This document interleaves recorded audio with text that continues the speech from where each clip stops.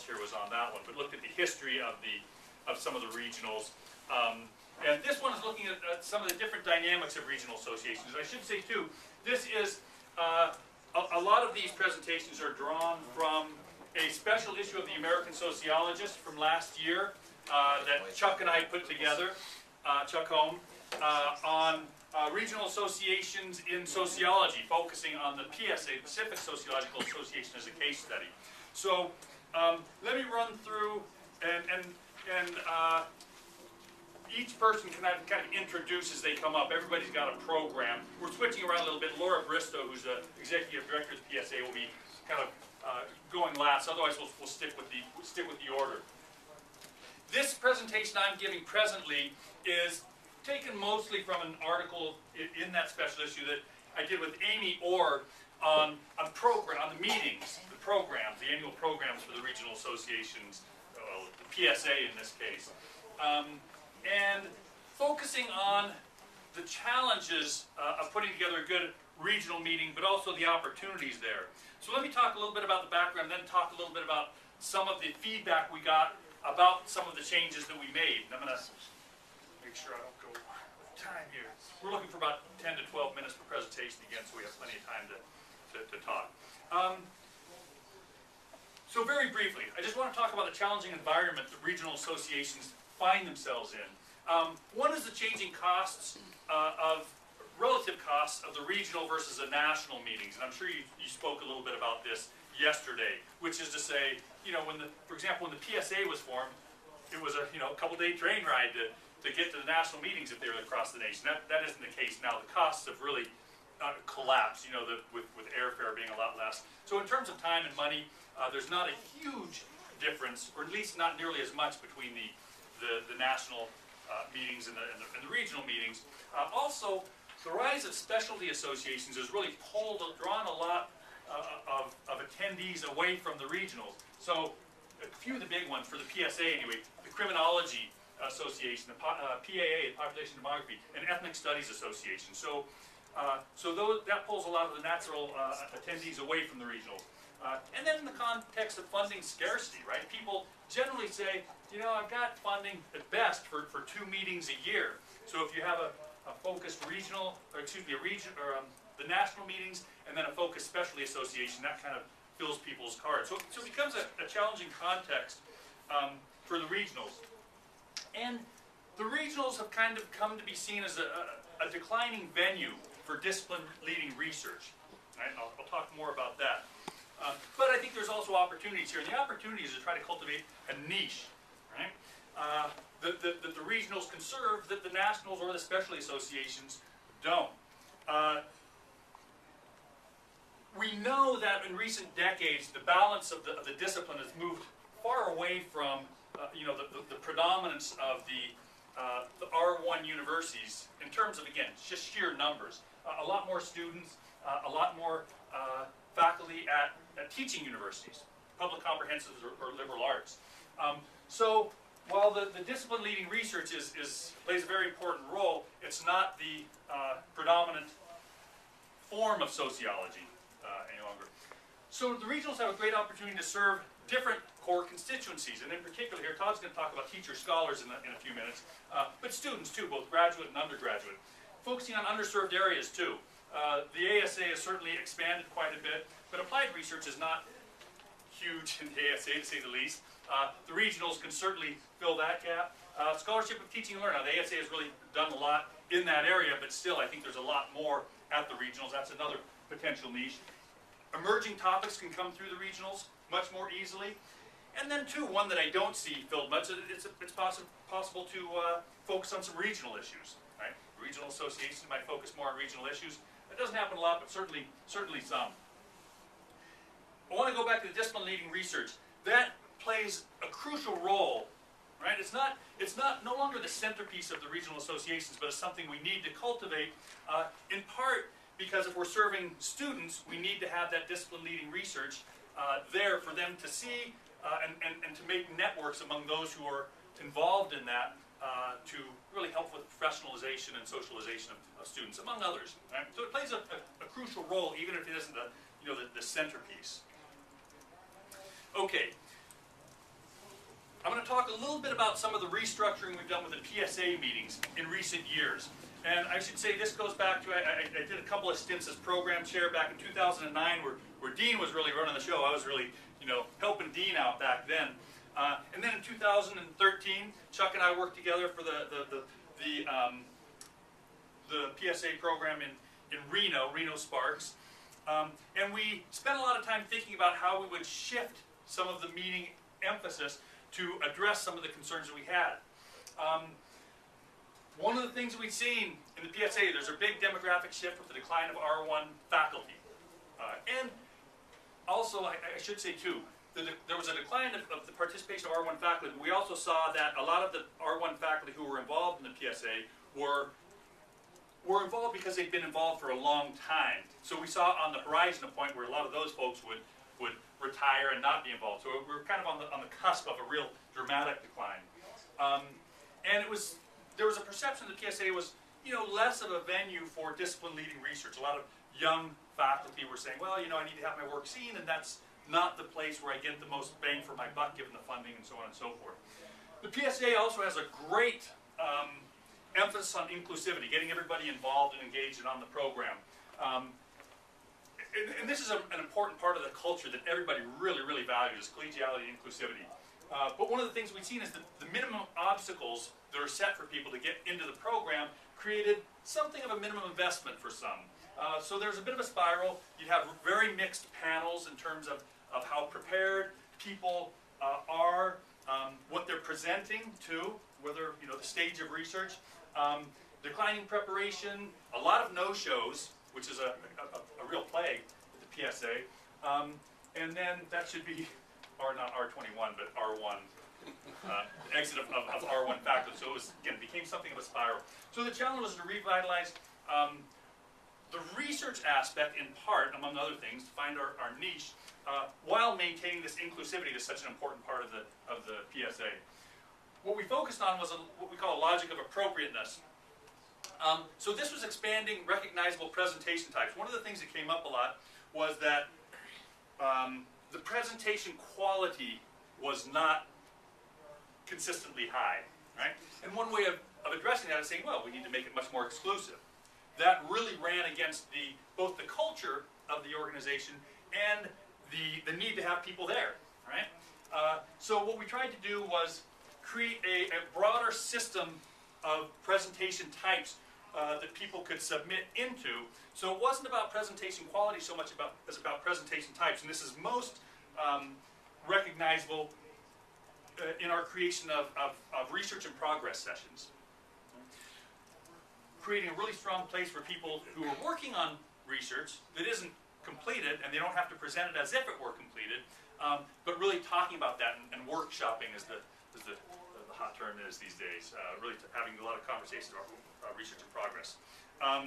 Okay, and also expanding on the other end, the plenary and presidential sessions that bring in a lot of that discipline-leading research, and that's something Dean has been working on for many years. So briefly, I just want to kind of run through some of the feedback that we got on these changes, and this is I should say, this is still ongoing. I don't know if Laura will talk about that, but Laura's very involved in that. This goes back to a report in, 2010 or so, with the membership committee, looking at some aspects of the changing membership. We saw increasing number of sessions at the meetings, and this really thinned out participation. So this was part of the problem. We also saw that there was a very horizontal structure to the meetings, which is to say almost all of the sessions were just general paper sessions, right? Regardless of what type of presentation or type of research people had to present, there was a kind of a single venue for that. So we recommended expanding the range of session formats. I talked about this a little bit.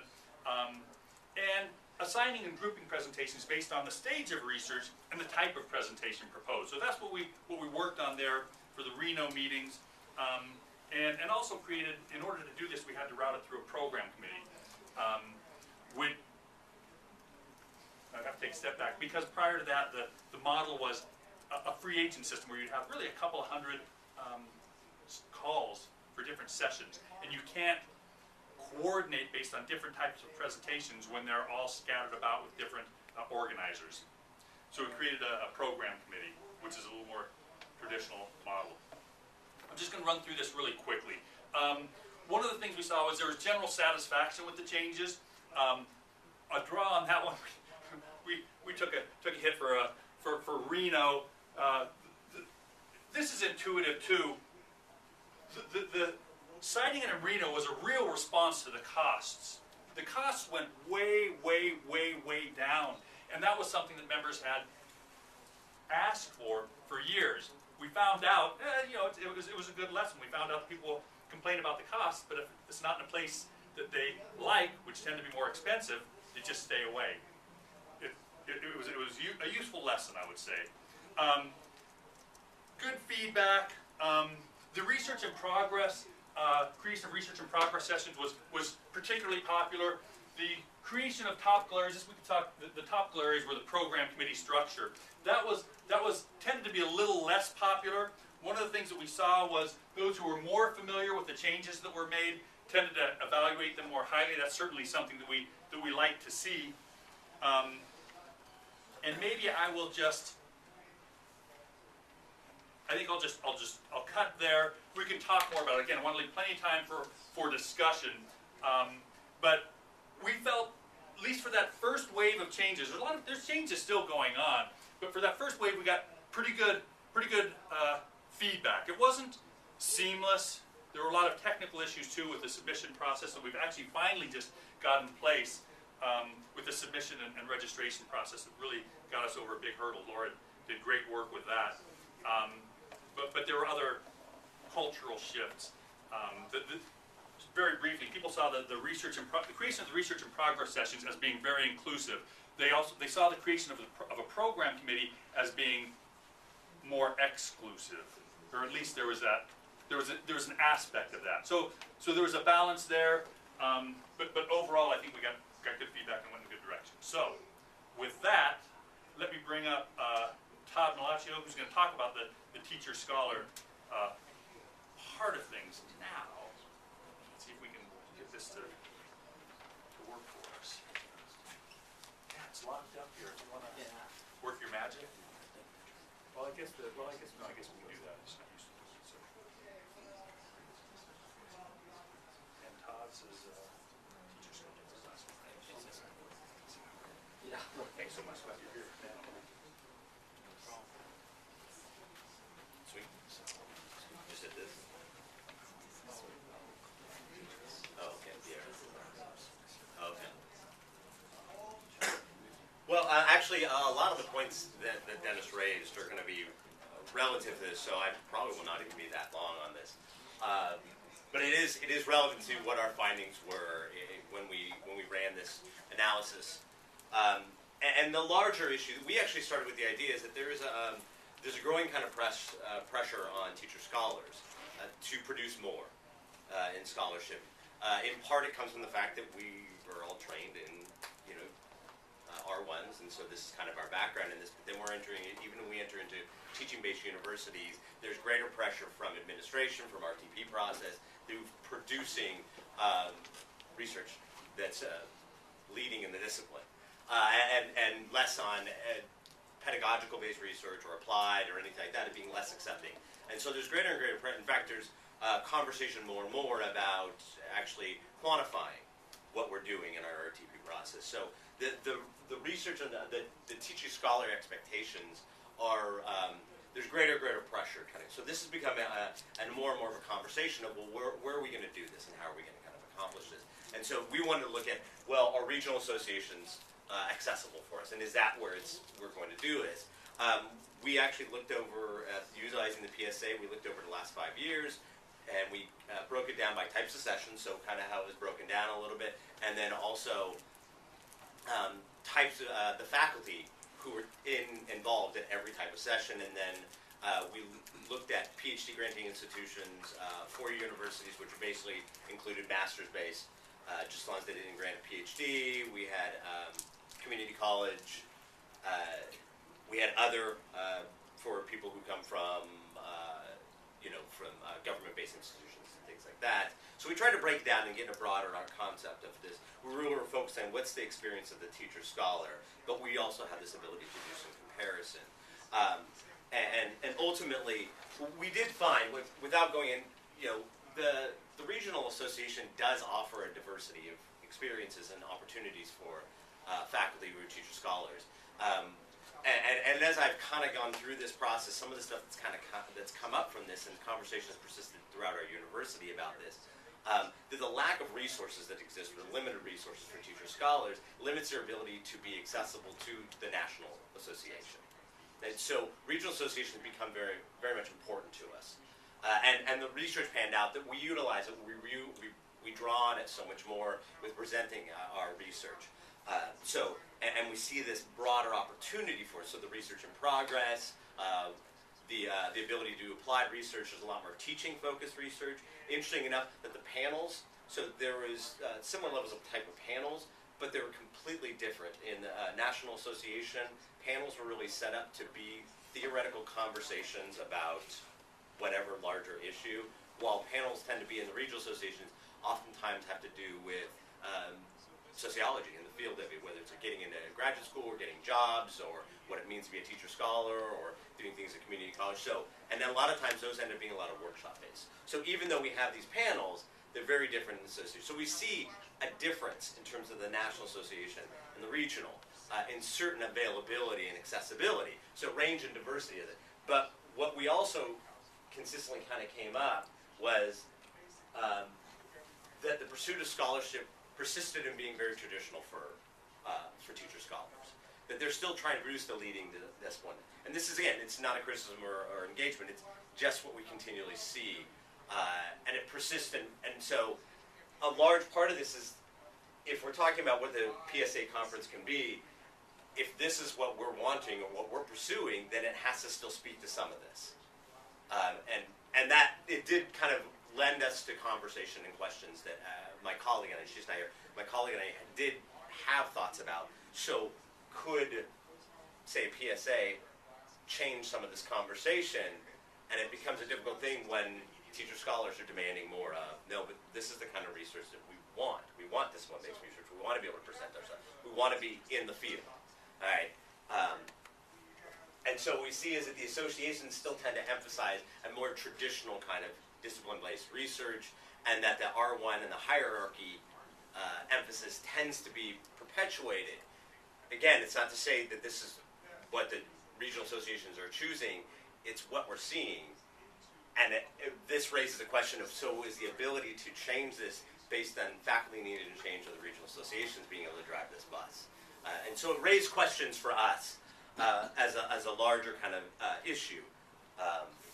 And so as we were doing this, is we started having thoughts and conversations about how do we measure our impact? You know, we've always done this historically, and we continue to do this historically, by measuring discipline-based research. We measure it through the number of publications, the number of citations, the journal impact factor scores of where you publish your material. Now we have the H-index. Now you can even download it and run your own H-index with the Publisher Paris program. It's, I think, free online now. And more universities are utilizing these numbers, even in four-year universities, to evaluate scholarship. And in fact, we see more and more that even if there's going to be a question about the tenure or promotion faculty, it's going to be in their scholarship. And it is coming back to these kind of measures. So are there other ways to measure impact? Are there other ways to measure the success of it? You know, we have opportunities. We've got pedagogical-based research. We've got applied research. We've got these things, but they're not being recognized. So how, is there any other way to offer quantifiable kind of processes for this? And then it also comes in, can it change? If we're all trained within an R1 kind of dynamic, then this is what we're brought into. You know, I do a panel every year at the at PSA that talks about how to get jobs in academia, and we do talk about at every institution there's a different expectation. And if you've got a teaching university and an R1 and a community college, you're to realize is that the expectation of what you're coming in to do is going to be very different, and so your application should look very different. And it is interesting because a lot of R1 faculty in these conversations don't realize this. And so they keep sending students out, and we receive their applications that are like, look at my amazing research, look at all of my dissertation, look at it, it's an amazing, I'm getting multiple publications, and we're asking the question, but are you a teacher scholar? Can you teach? Do you want to teach? And so we do have this that persists. Can we change this? Is there a way to have a conversation? Does the regional association have the ability to be part of that process? I mean, they are offering opportunities in which meeting our needs, but we're still maintaining that standard way of engaging this. So I think that overall, we ended with a lot more questions of where we were, as much as we could see that regional associations absolutely were meeting the needs of teacher scholars, it was teacher scholars still pursuing R1 Light, if you want to throw it that way, because that's what we've all pursued, and we don't know anything else, but regional associations give us the opportunity to do this because of cost and time and relationship and dynamics gives us the opportunity. And the nice thing is that one of the research things that did come out is much more accessible for students, which again is important for teacher scholars, but oftentimes teaching students to do the standard thing and the standard types of research. So that's actually where I was at. It was more of a larger kind of where we're in with questions. So I'm hoping that this relates to, because as I was listening to Dennis, I'm like, yeah, this is all the stuff that's coming up for us. So.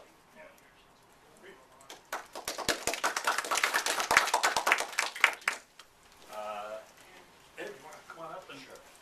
Oh no, our technical. Oh, you might want to switch this out here. Is it tricky one?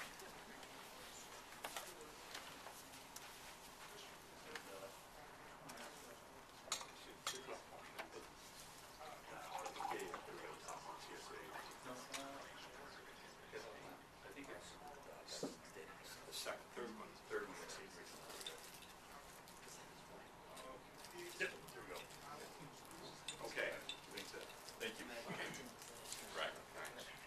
Okay, so my focus is on state and regional associations. I'm the executive director of the CSA, so my interest is primarily on state associations. And so take a step back because it provides the framework. What are the functions of all professional associations? Well, obviously networking. We get together, we talk, we find out what each other are doing. Maybe we discover people who have similar interests, and maybe it even leads to collaboration. But networking, we want to share our research, and we want to share our teaching approaches. If you look at professional associations, I think you see more focus in terms of sessions on teaching approaches. We want to discuss the problems and concerns we have in terms of our professional concerns, but also in terms of societal concerns. Think about the keynote address last night.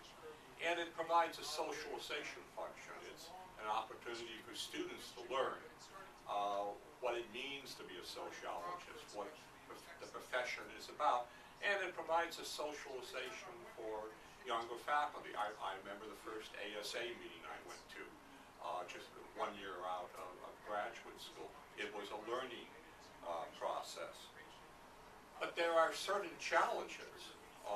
One is providing a stable membership. We have that problem in the CSA. We're not really one statewide association. We're two, Southern and Northern. We meet in the South, we meet in the North, and the huge bulk of our membership joins every other year. Now we have a core group, people who are at all the meetings, and that's really important. But that's a challenge, maintaining a stable membership.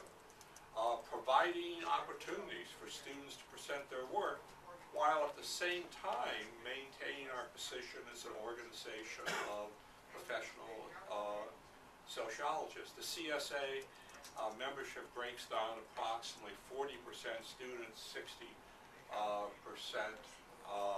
both teachers and practitioners.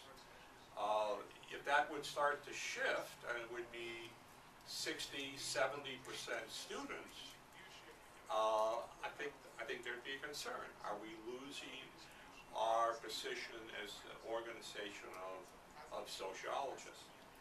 Meeting the needs of a diverse membership. So we have students, both undergraduate and graduate. We have a relatively sizable segment of our membership who are undergraduate students. Now that's interesting because we have a student observer way they can register. If they're not presenting and they just want to come and get the experience of a professional meeting, they can pay a cheaper rate. They don't have to join. They come, they pay student observer fee.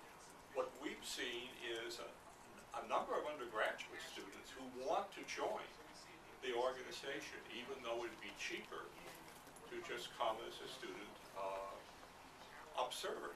So we have undergraduates, we have graduate students, we have sociologists working in community colleges, the state university, the UC. We have practitioners in government, and we have, as you might expect, a growing number of retired faculty who are now retired but still want to maintain their professional interest. And we have to balance out the teaching and research needs of this diverse membership. So there are a lot of challenges, I think, at both the state and the regional level of meeting these functions. So one of the questions that I tried to address, well, do we need both a state and a regional organization? Because one argument was, well, we don't really need a state organization. We have the regional organization.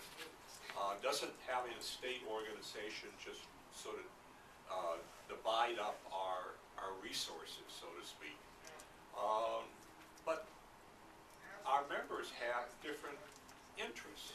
Some are very local interests oriented around their campus, maybe their department and their campus, and others have a much broader interest. So we've got members with very different interests. The CSA, being a statewide organization, if you're in the southern part of the state, you're not that far from where we meet. We meet typically in Riverside because we like the Mission Inn. And it's turned out to be a really good draw. There are people who come to the meetings in the South because they like coming to the Mission Inn, and it's not that far from where they live.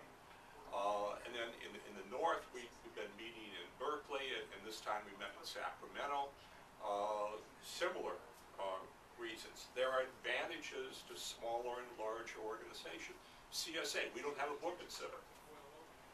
We have considerably fewer sessions, but we're smaller, and we're able to get together and meet on an interpersonal level in a way that I think is easier for the PSA and certainly easier than for the ASA. So what's the need?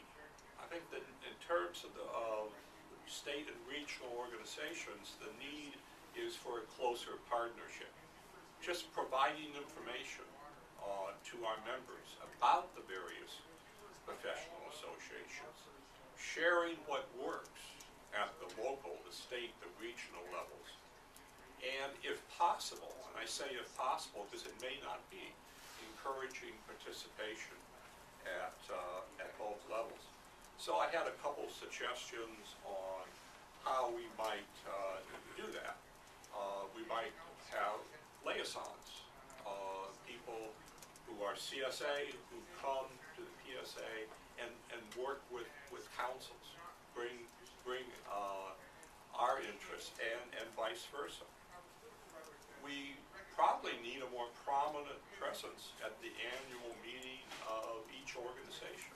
I mean, something as simple as providing materials at the registration desk or writing a CSA column in the PSA newsletter and vice versa.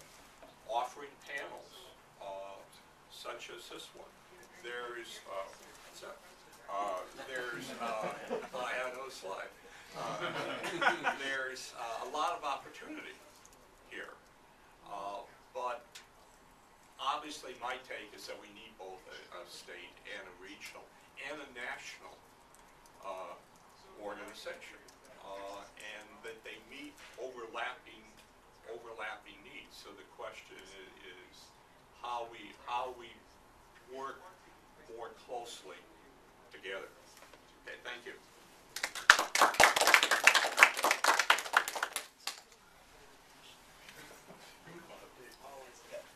I guess you don't need to do this. That's fine for now. Next one we'll have another talk. Thanks. It's good that it turned off, actually. Yeah.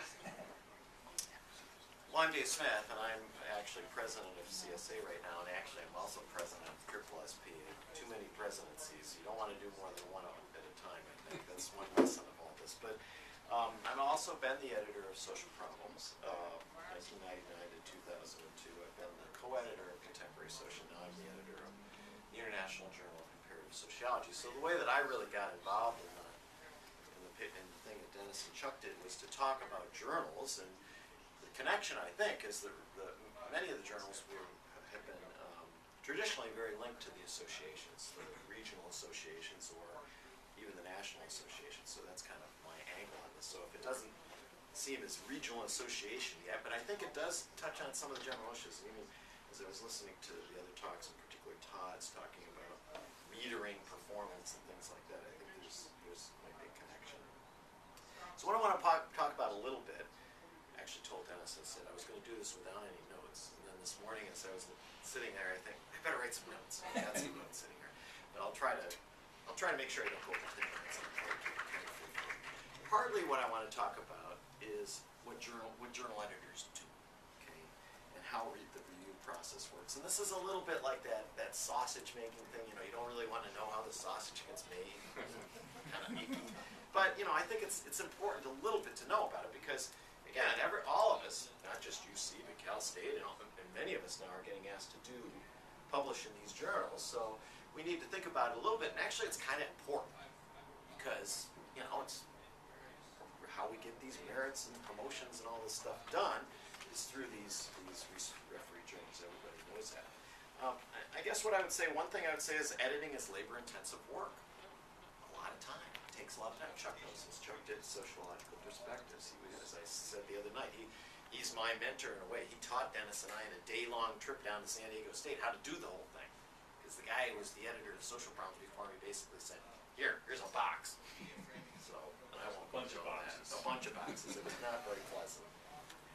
I don't hold grudges, though. not really. Well, I'm not fond of that person. Anyway. But the journal editing process, it requires a lot of communication. In the old days, it took a lot of staff. So when I first did Social Problems, I was very lucky that Dennis was a grad student. There he was, and he was there all the time in the office, and he developed a program to do all this stuff. You know, if I had not had Dennis for Social Problems, I wouldn't have been able to make it either. But now, today, things have changed a little. So now when I go into my office, I have a little office across the hall from the main office, I shut the door, and it's me in there with Sage Track, Manuscript Central. And it's all this electronic stuff, and it does all this stuff for me, and it's very convenient in a way. It sends out messages, it reminds people about review, so there's various things that it does. So that some of the processing volume gets taken up by that, the time-consuming stuff. It means it's more solitary labor, but some of the stuff gets taken over by machines, essentially, and that's good, but not the really important stuff. So when I write the letter back to the authors and say, okay, these reviews have come in, and here's what you need to do, I read every paper, and I take a lot of time to do this. It's a lot of work. Now, some people don't do it. Some people, they get the reviews back, they see the summaries, it says, they have some formula. Well, minor revision, major revision, and then 3 rejects, that's a reject, or, But I don't do it that way. Some people, you'll get a syntax that says from the editor, oh, take a look at the reviews and revise. I don't do it that way. Some people do. And I understand, and I think maybe some of the things that I'm going to talk about may suggest some reasons why people feel pressure to do it that way, as I tell the rest of this story. And again, I could go farther behind the scenes. I won't do that. That's not really critical for us. And Instead, I'm going to want to focus on some changes. As a grad student in my halcyon days in Chapel Hill with the blooming dogwood in the spring and all that, if God is not a Tar Heel, why is the sky Carolina blue? All that stuff. But in those days, I hung around. I probably made a pest of myself at the Social Forces office, and there was Dick Simpson was in there, and he was working away. Sometimes he was sleeping because he was exhausted. So, he used to sleep with a towel. Anyway, that's not important. But in those days, this was a Southern Sociological Society journal, a regional journal. It was published at Chapel Hill, and it was published by the University of North Carolina Press. And in those days, reviewing was something that I remember the first time I got asked to review for Social Forces or for one of the other journals. It's like, wow. And then I felt, I said, of course, I do it. And then I felt a heavy burden, make sure I do this right. This is somebody's paper. So there was this idea that this was a really big deal. You were being asked to do something. It was a responsibility to do it. It was an honor in a way. It was the way that you were part of this academic community, the wider academic community. So that was one thing that was happening. And the editor was this venerated figure, despite the fact that he slept sometimes with a towel over his face, and all that. But he was like, this was like a big deal, This is one of the reasons that UNC was such a hot place, because we edited the journal there. And, at that time, when these rotating journals for the societies or even the ASA went around, everybody wanted to bid on them. There were multiple bidders, and deans wanted to bring a journal to whatever university. Even when I first edited Social Problems, it was a big deal. UCI got Social Problems. Wow, that's really exciting. But there's been some changes, and some of the changes are technological since those days. Some have to do with the electronic management system, which in a way is good. Although it's bad in a way, I don't have the dentist or the dentist person to talk to anymore. I'm in there, I'm working by myself. It doesn't even hum. It's just silent in there. But it's kind of good, because it means I can do something by myself that I used to have a staff of people to do, and that costs money, of course. But the other thing that's changed is digital publishing.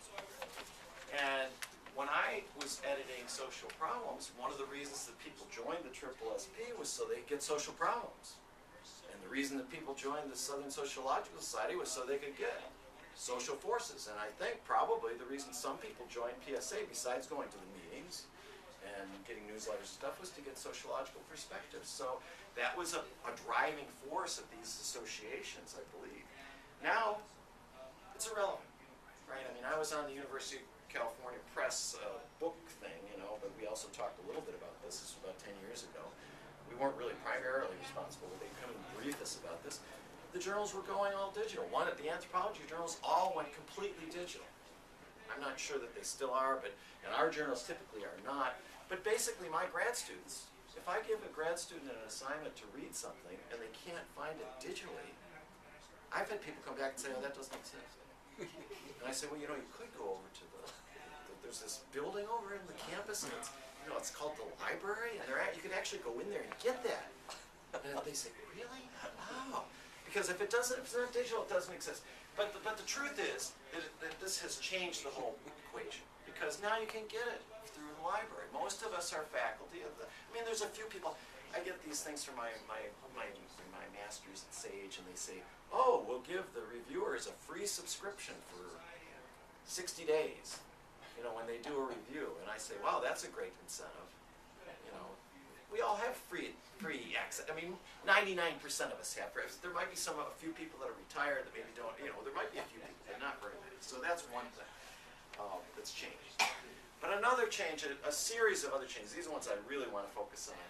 Is more critical, and that's some people I think would think this is a cultural change, because it's about reviewing and it's about the value of the editors and how, but I don't think it's cultural.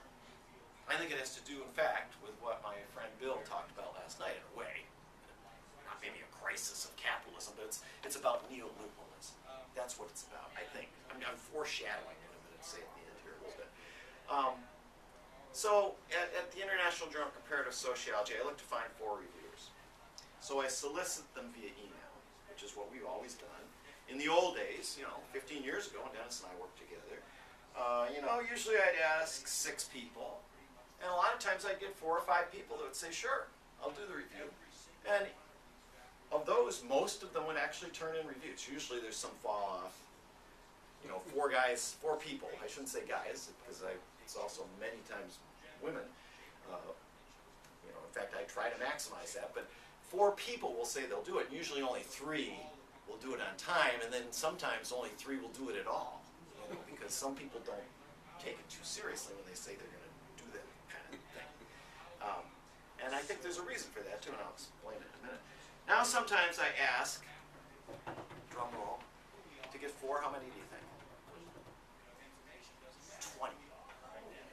I had one that was 23 recently to get 4 reviews, and I think I only got 3 reviewers on that, 3 people that agreed to do it. You know, so that's a big issue. I mean, so we're having problems with the reviews. People don't really want to do reviews, and I think one of the issues, you know, that Todd was talking about. Do you get credit for doing a review if you're at University of California or Cal State or anywhere? No, it's not. You don't get credit. You never get taught how to do a review either, but that's another issue. You don't get any credit. So, and yeah, Sage giving them a 60-day free subscription. No, that's not gonna help you. Another issue that I want to talk about briefly, again, this is from personal experience last year, couple of years, is the difficulty to find editors. So I can tell you a story. I try to be sort of somewhat vague about this, although you can figure it out if you really want to. But I was involved in trying to recruit an editor for a major journal, and there's a huge irony, I think, in this. At my institution, and probably at your institution, your deans and administrators are very concerned about your publications in refereed journals. I mean, in sociology, we're pretty journal-driven. There are some people who publish books, but those are refereed too. Anyway, this is a big deal. So you would think, well, then the deans, of course, would support people being editors, because the editors are the ones that Now, we did this search, and somebody from my institution actually wanted to become the editor of this major journal, and our dean said, well, you can do that, but I'm going to only give you 1 out of 5 courses off. And this is a major journal that gets 300 papers a year. I get 1 course off for my little journal. It's only 100 papers a year. And I'm accused of being very